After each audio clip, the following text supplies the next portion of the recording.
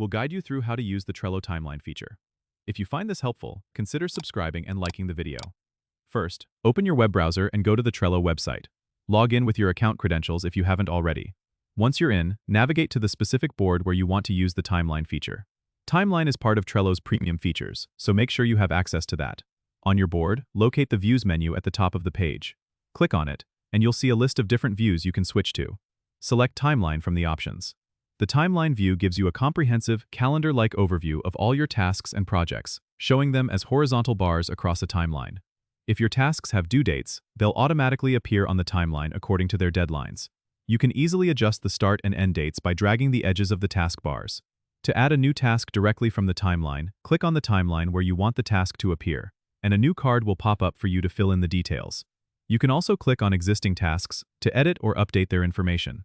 The timeline feature allows you to filter tasks by members or labels, providing a customized view of what each team member is working on. This is particularly helpful for project managers to oversee the progress and workload distribution.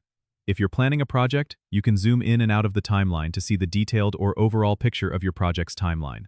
Remember to save any changes you make to keep everything updated. By using the timeline view, you can easily visualize your project progress and deadlines, making it a powerful tool for project management. Don't forget to subscribe and comment if this helped you out.